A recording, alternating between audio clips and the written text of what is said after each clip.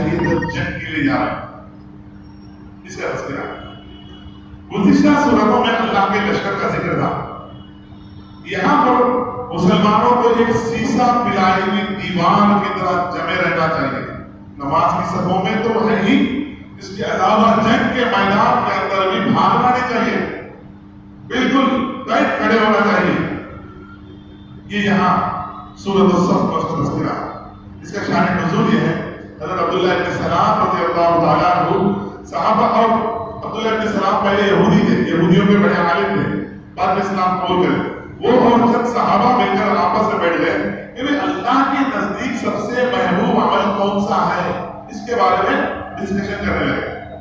اللہ کے نزدیک سب سے پسندیدہ عمل کون سا ہے، ڈسکشن کرنے لگے. تو ہم اللہ کے لیے جان لگا دیں گے، مال لگا دیں گے، اور حضور صلی اللہ علیہ وسلم سے دریافت کریں گے کون سا ہے. تو اللہ کے نبی صلی اللہ علیہ وسلم نے بتا دیا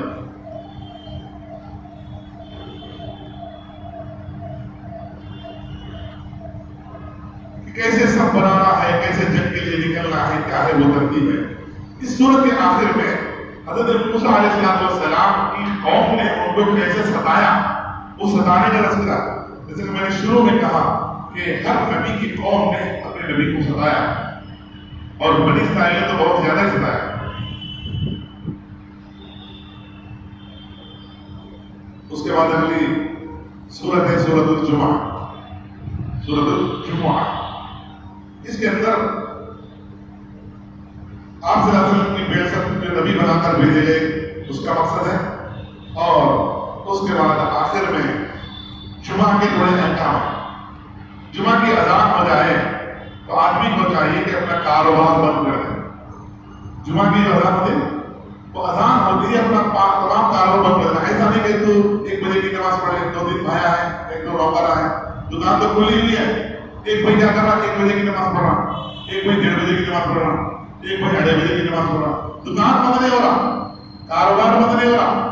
کاروبار بند ہونا یہ نماز کے وقت اہتمام میں داخل ہے.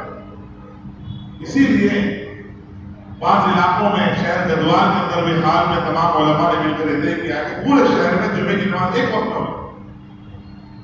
صرف بس اسٹینڈ کی مسجد، ریلوے اسٹیشن کی مسجد کو چھوڑ کر پورے شہر میں جمعے کی نماز ایک وقت میں ہوگی، تاکہ سارے لوگ نماز پڑھنے کے لیے دکان بند کر آ جائیں. قرآن کریم یہی ہے، اذا نودي للصلاة يوم الجمعة فاسعوا إلى ذكر الله وذروا البيع. جب جمعے کی اذان ہو جائے تو تیاری میں لگ جاؤ، دوڑو اس کی طرف اور اپنے دکانوں پر تالا مارو، وذروا البيع، تجارت کو چھوڑ دو. ذالکم خیر لکم ان کنتم تعلمون. ایک مرتبہ یہ ہوا کہ ایک علاقے سے پہلے کیا ہوتا تھا، جیسے عید کی نماز کیسے ہوتی ہے، پہلے نماز ہوتی، بعد میں خطبے ہوتے ہیں. پہلے نماز ہوتی، بعد میں 2 خطبے ہوتے، یاد ہے جی. ایسے ہی جمعے کا بھی طریقہ تھا. پہلے جمعے کی نماز 2 رکعت پہلے پڑھتے تھے، بعد میں 2 خطبے ہوتے تھے. ایک مرتبہ آپ صلی اللہ علیہ وسلم 2 رکعت نماز جمعے کی پڑھا چکے، پڑھانے کے بعد آپ خطبہ دے رہے ہیں تو ایک تجارتی قافلہ آیا دوسرے علاقے سے. ان کا تجارت پر تھا معاملہ اپنا، تو تمام مسلمان چھوڑ کے بھاگے تجارت کے لیے، خریدنے کے لیے. آپ صلی اللہ علیہ وسلم کھڑے رہے تو وہی فرمایا گیا کہ بزرگ بیٹھ دار ایسا نہ ہو کہ آپ اکیلے کھڑے ہو جاؤ. اذا رأوا تجارة أو لهوا فصوا إليها وتركوك قائما.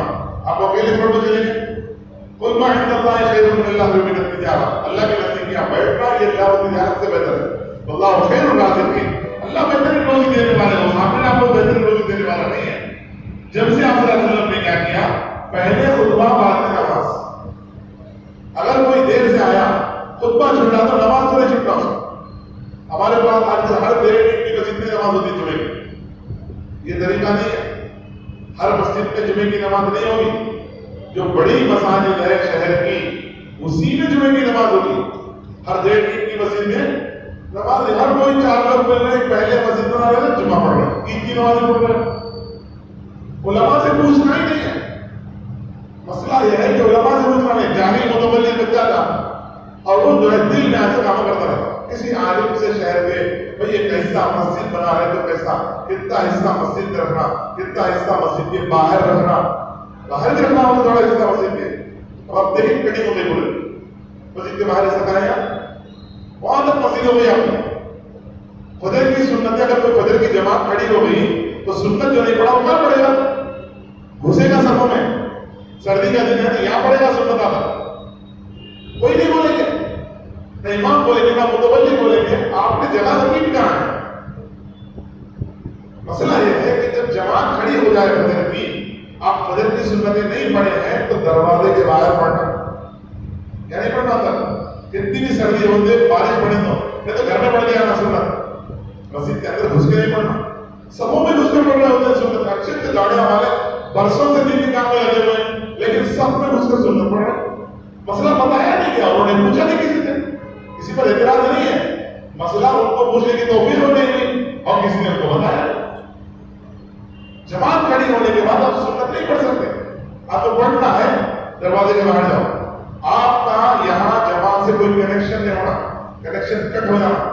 آپ سبوں میں گھسیں گے تو کنیکشن رہتا ہے. امام کی مخالفت ہوگی، امام رکوع میں جا رہا آپ کھڑے ہو رہے، امام سجدے میں جا رہا آپ رکوع میں جا رہے، آپ کھڑے ہو رہے. امام یہ کیا ہو رہا ہے؟ امام کے اپوزٹ آپ کام کر رہے ہیں. امام کے اپوزٹ دیکھنے والے کو کیا لگے گا؟ اب مسجد نبوی کی اور مسجد حرام کی کعبۃ اللہ کی ویڈیو آ رہی ہے، لائیو ویڈیو آ رہی ہے، تو اب وہاں کوئی سبوں میں گھس کر سنتیں پڑھنے لگے. امام صاحب تو جا رہے ہیں سجدے میں اور ایک بندہ کھڑا ہوا ہے اوپر تو رکعت بنا، تو دیکھنے والے غیر مسلموں کو کیا اثر پڑے گا؟ یہ ایسے ہی ہے جیسے فوج کی پریڈ ہو رہی ہے، پریڈ میں اس نے کہا کہ پیچھے مڑ تو یہ پیچھے مڑنے کے ادھر مڑ جائے، بیچ میں سے آدمی اس کا بولے نہیں وہ اپنا کام کر رہا تو چھوٹ گئے تھے. وہ سنت یاد کر رہا بھائی، میں تو پریڈ کرنا ہے، ایک آواز پہ اللہ اکبر پہ جھکنا ہے، سمع اللہ لمن حمدہ پہ اٹھنا ہے، یا ایک پریڈ کرنا ہے. ایک پریڈ ہے، فوجی پریڈ ہے. آپ یہاں ہو کر اس کے سسٹم کو کیوں بگاڑ رہے ہیں؟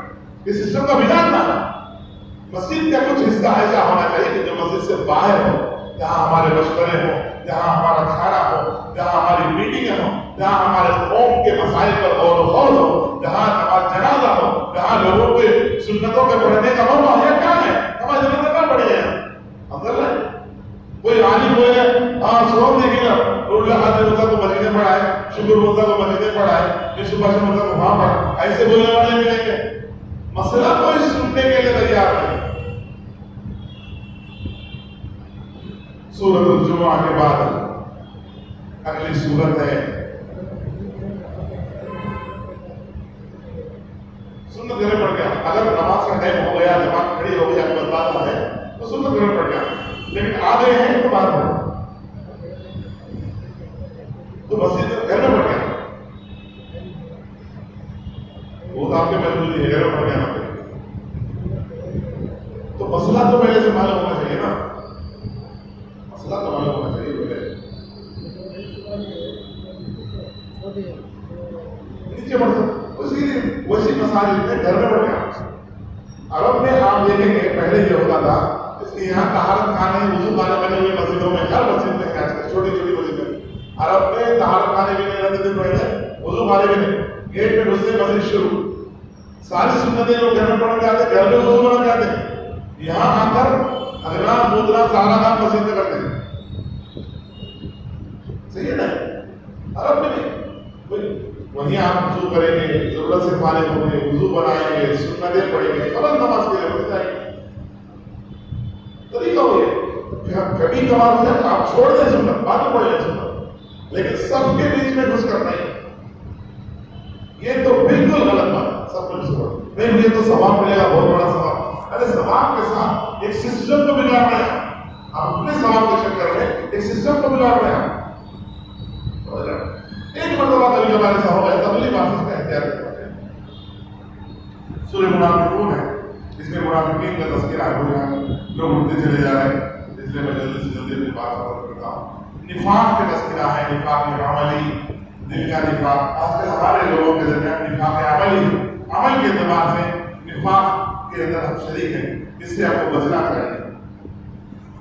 اس کے بعد سورۃ التغابن ہے، اور بھی سورۃ التغابن ہے. تغابن کے بعد سورۃ التحریم، طلاق ہے، تحریم ہے. کیا بتاؤ اس میں؟ سورۃ طلاق ہے، سورۃ تحریم ہے. سورۃ تحریم کے آخر میں اس میں طلاق میں شروع طلاق کا رسم، طلاق کیسے دینا، کون سی طلاق پڑتی، کون سی طلاق میں رجوع کرنے کا اختیار ہوتا، کون سی طلاق کے بعد رجوع کرنے کا اختیار نہیں رہتا. یہ بہت اہم صورت ہے، سننے کی ہے. کہاں سنیں گے ابھی 8 آدمی 10 آدمی. سورۃ تحریم ہے. یہاں پر بھی آپ صلی اللہ علیہ وسلم نے ایک واقعہ پیش آیا تھا. ماریہ زبدیہ رضی اللہ عنہا سے زیادہ صدر آپ صلی اللہ علیہ وسلم نے حرام کر لیا تھا اپنے کو. اللہ تعالیٰ نے فرمایا کہ بھائی آپ ایسے حرام مت کرو جو اللہ نے آپ کو حلال کیا. اس کے اندر بھی کئی احکام بتائے گئے.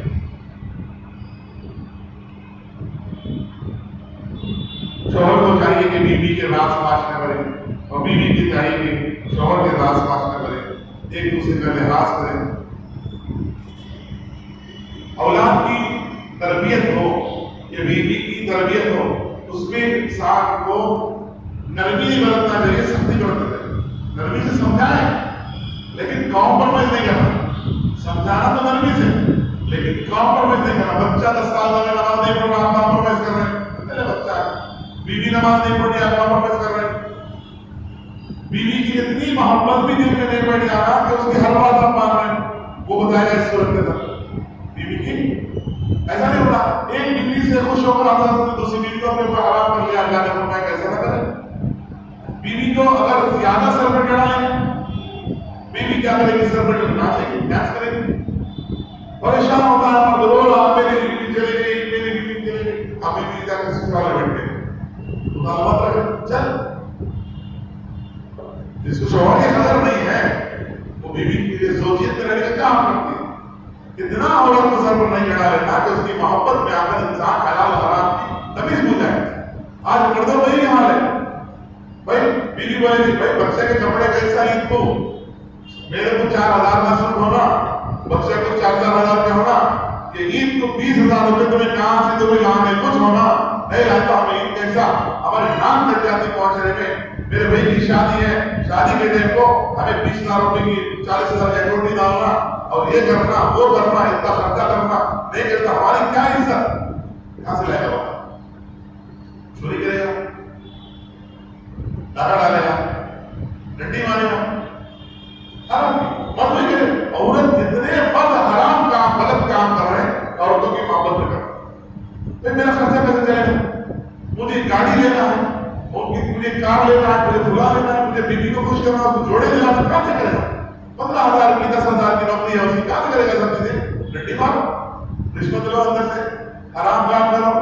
یہ سب بیوی کی محبت میں کر رہے ہیں. بیوی کی محبت کے حدود رہنا، اللہ کی محبت سے آگے نہیں بڑھنا. بھائی ہمارا ہے اتنا ہی بجٹ، اس میں ہی کام کرنا ہے. اب آپ دیکھو غریب لوگوں کو، غریب غربا لوگوں کو رمضان آیا تو ایک کام 3 سے 4,000 کا سود ضرور رکھا. اللہ ماشاء اللہ کالج یا کسی سے بھی ہوں گے. لیکن آپ مڈل کلاس کے لوگوں کو دیکھو 1,000-1,500 کے جوڑے میں بھی کر لیتے ہیں، بعض لوگ کپڑے بھی نہیں سلا لیتے. چھوڑو کیا ہے بیمار نہیں ہے، اگلے سال دیکھ گئے ایسا بھی کرنا ہے. لیکن غریب لوگوں کو خاص طور پر آپ کو 4,000 کا سوٹ، 2,000 کے سینڈل چپل ضرور دیں گے. برائی نہیں کر رہا. میں جب جان رہا ہوں خرید سے دیکھ رہا ہوں وہ زکات کے پیسے لائیں گے، وہاں سے لائیں گے، یہاں سے لائیں گے. میں تو قرضہ کریں گے، میں تو کسی کے پاس سود پر پیسے لائے گا، بیاج پر بھٹی لائے گا، بھٹی پر لائے گا. لیکن بیوی کو 4,000 کا سوٹ چاہیے، 2,000 کا چپل چاہیے. اس کو اچھے دکھنا ہے، پورے خاندان میں بہت بڑے مالدار دکھنا ہے. ایک بات یاد رکھو، غریب آدمی 10,000 کا پہن لے وہ 10 روپے کی چیز لگتی ہے. مالدار آدمی 100 روپے کا پہن لے وہ 1,000 کا لگتا ہے. یہ فرق ہوتا ہے. لوگ کیا سمجھتے ہیں غریب آدمی 10,000 کا معمول فٹ پاتا ہے بس، اور مالدار آدمی سمپل پہن لے 500 کا ڈالر پر. ارے اتنا سمپل ہے، اتنے 1,000 کا ہے نہیں سمجھتا. آدمی کے اپنے اسٹیٹس کے اعتبار سے رہتا. کپڑوں سے انسان کی عزت نہیں ہوتی، انسان کے اپنے قدر سے اس کی عزت ہوتی. عمر رضی اللہ عنہ نے یہی فرمایا کہ انسان کی قدر اس کے کپڑوں سے نہیں ہوتی بلکہ اس کی وجہ سے اس کے کپڑوں کی عزت ہوتی. بہرحال جو بھی شریعت کے معاملات ہیں، تربیت ہے، اولاد کی تربیت ہے، بیٹیوں کی تربیت ہے، ان معاملات میں کمپرومائز ہے. بچی کو بولے بیٹی تو 10 کلاس پاس تیرے موبائل فون دلا دو، موبائل فون دلا دو. 11ویں 12ویں میں دوستیاں کر لیتی، 11ویں 12ویں میں کیا کرتی؟ دوستیاں کر لیتی. دوستیاں کرتا ہوں بات باپ کو بھوٹا بتا وہ کیا بیٹھی وہ تو اتنا پیار کرنا اتنا محبت نہایت اللہ بار بھاگ کر اپنا بھاڑ میں موبائل فون زیادہ برباد کر دینا. کون سی چیز کرنی ہے کون سی چیز نہیں کرنی ہے اتنی تو سمجھ ہونی چاہیے.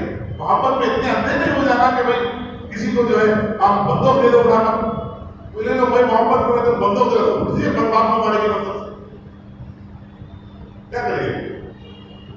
تو بہرحال محبت میں حدود سے تجاوز نہیں کرنا اور اللہ کے احکامات کو توڑنا نہیں اور اولاد کو توڑنے دینا نہیں بیوی بچوں کو توڑنے دینا. اللہ تعالیٰ سے دعا ہے اللہ رب الجلال ہمارے جمع ہونے کو قبول فرمائے اور ہمارے کلام پاک کے مختصر